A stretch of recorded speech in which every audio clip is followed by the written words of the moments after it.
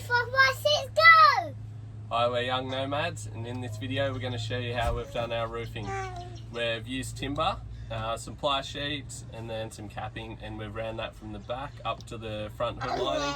We'll also show you how we've done the hood lining. We've dyed that, and our upper shelving as well. Alright, join along and we'll show you a few tips along the way.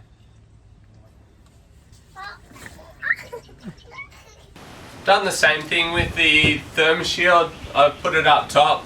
We're going to have a little sort of cubby area up there for, I'm not sure what we're storing up there. Maybe some linen or something anyway.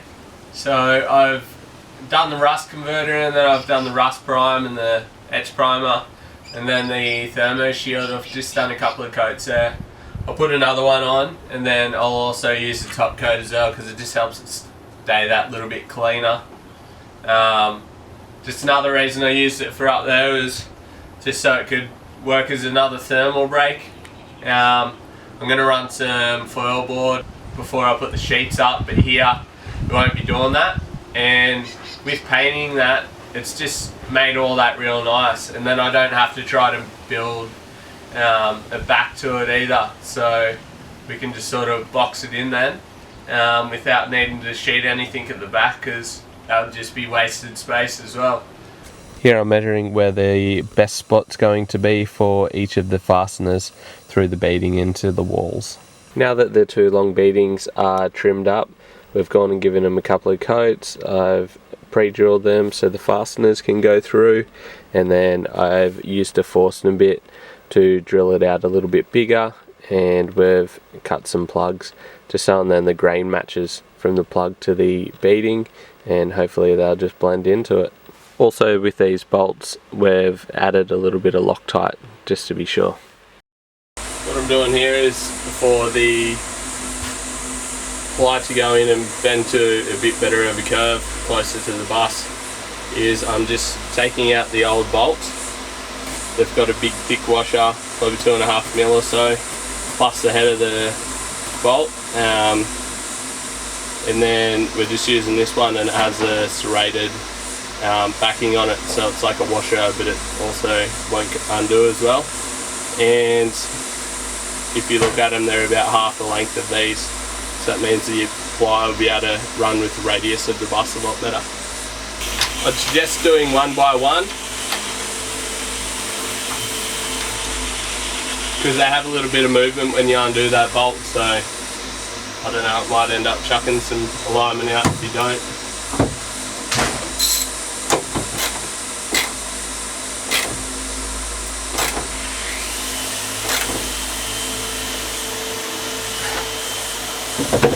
They don't have to be overly tight if you're using that serrated washer. They're pretty loose as is, not overly tight.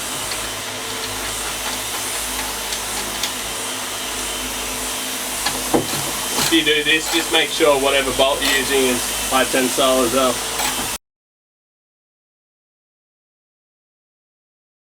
So today is baby girl's due date. She is showing no signs of coming, so I'm going to try and clean our roof lining for in the cab section.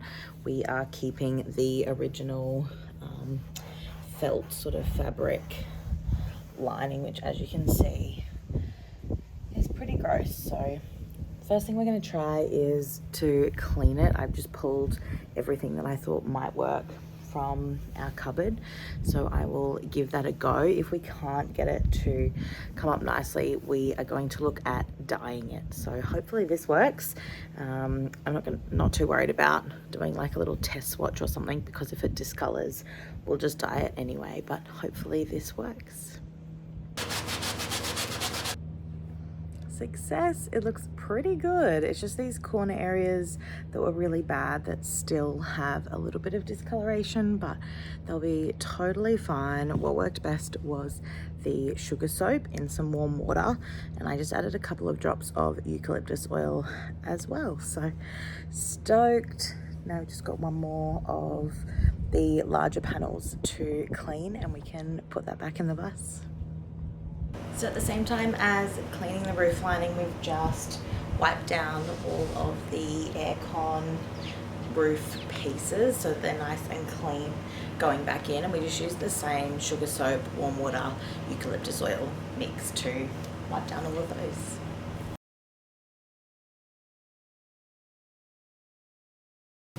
So the second and larger of the two roof panels didn't clean up quite as well, so we're going to dye it. I'll show you what we're using. We're just going to use the Rit clothes dye. I've just been pouring it into this old Pringles container. So I've got 2 cups of water that I boiled in the jug, so it's pretty hot. Just following the instructions from this little bottle here. And we're using 2 cups of hot water to half of this bottle.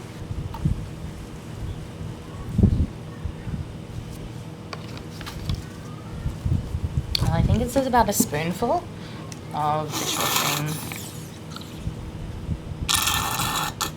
dishwashing liquid.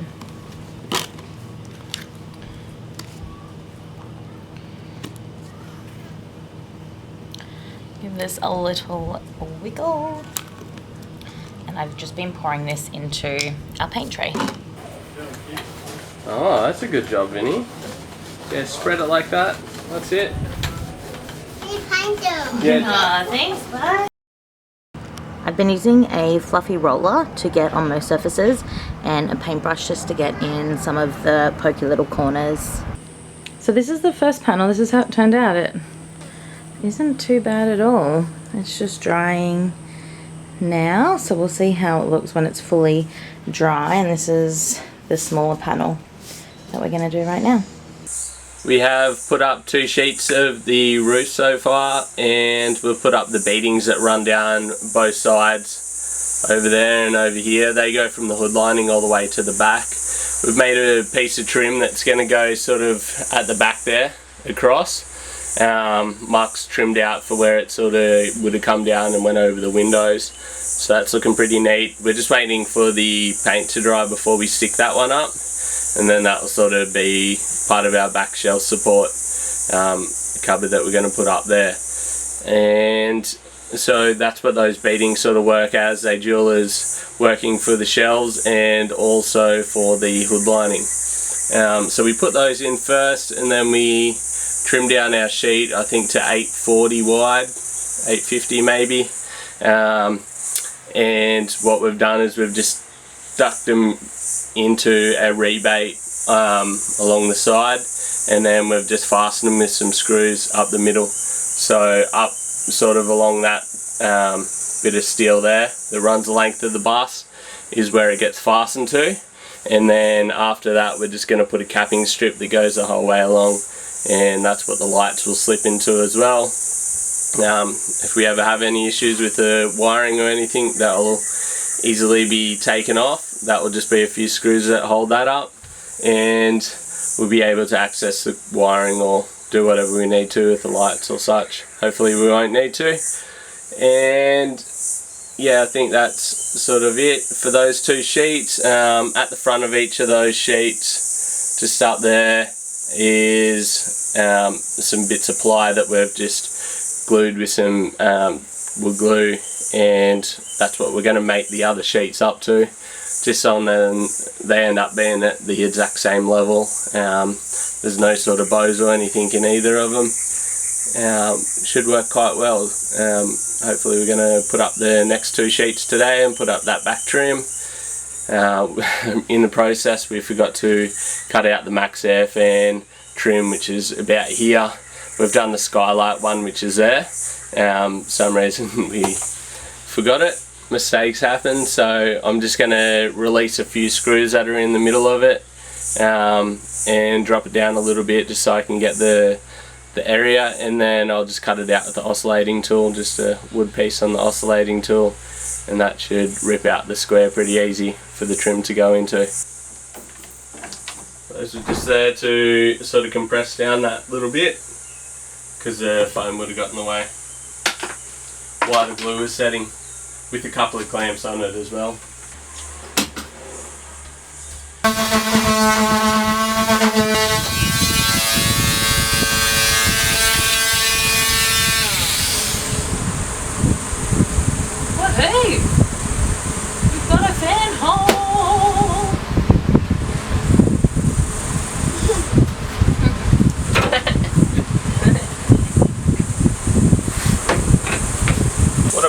here, just because of the curvature of the roof, going like that, there's a bit of a gap there. So what I've done is I've just measured the distance in, which is 11.5, and then in between those it was 15 to 152, and I've just done them both on same on both sides.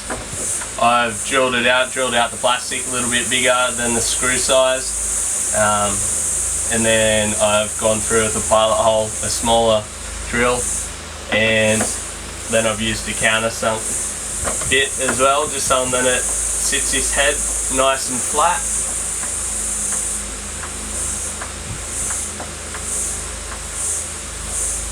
So then it's flush like that.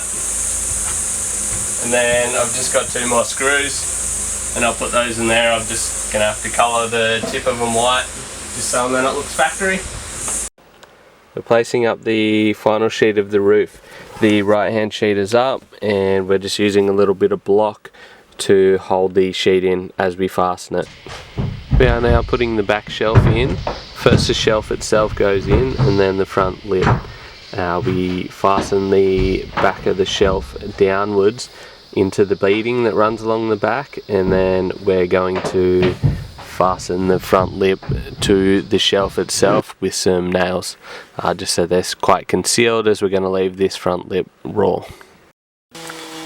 Mark's sanding up one of the coats that he's put on to conceal the cracks, just so then our sheets of ply look like they run the full length of the bus, like the middle capping does. Next up, we're putting up the shelf. We're just holding up the clamps on the back to hold it in place while we screw off at the back. Just above my head also, you can see that we've put in a couple of little spacer blocks for the Dometic skylight. So today is painting day. I've just gone around and taped everything up. It took a while, but it'll be well worth it. We're going to paint the roof and all of our upper storage and see how it turns out.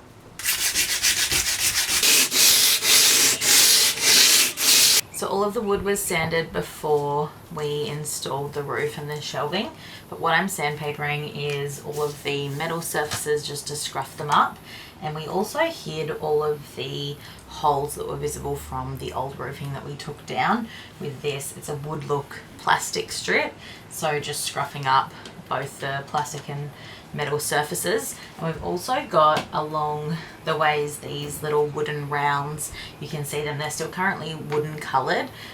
We'll paint over all of those. They're just to cover the screw holes, so you won't see them much, if at all, once they're fully painted. Cutting in is done. I'm just setting up the roller. We've just got one for walls and ceilings. Going to roll as much as we can. Probably need to do a bit more cutting in, but I didn't want to do any more than I had to, so see how I go. While I'm painting the bus roof today, Will's looking after Nell and he's in there washing up. He's absolutely killing it in there. He's doing the washing up with Nala in the baby carrier, and he's got Vinny to sleep. Vinny has recently decided that he doesn't like taking a nap, so to get him to take a nap and have both kids asleep at the same time, incredible. Roof is done. It's taken 2 coats on all the wood and 3 on the plastic and metal pieces, but it looks so good. We've left the trims of the shelves, so across the back and down the side here, wood. So we'll give those a varnish, and that's the roof done. We're back in the front now, putting up the air ducts and the hood lining that comes in those 2 different pieces, so definitely good to get an extra set of hands when you're putting it up. A few clips to go in.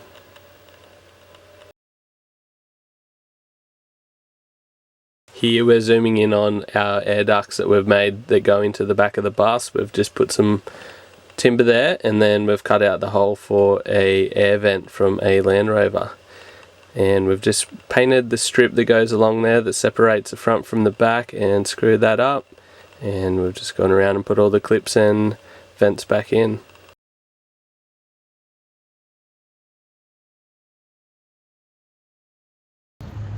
So I've just been to Clark Rubber and picked up a sheet of foam to tuck into our top kitchen shelf. We'll cut some holes in here for all of our cups and mugs just to keep them nice and snug and safe and standing upright in our top kitchen shelf. So that'll make a huge difference when we're on the road, so very excited to get this installed. And these are our finished upper cabinets. We've got our tea coffee cups usually go up in this one, and linen across the back section, and some odds and ends, and our doona. It's really hot where we are at the moment, so we store that up there. And yeah, they turned out really good. Under the Maxer, we've lined all of these shelves with the rubber non-stick matting, and under these cups we've just got a block of foam with some holes cut out to hold them nice and steady up on the shelf on travel days. Thanks heaps for watching, hope you liked it. Subscribe to our channel if you want to see more of our bus build. Bye.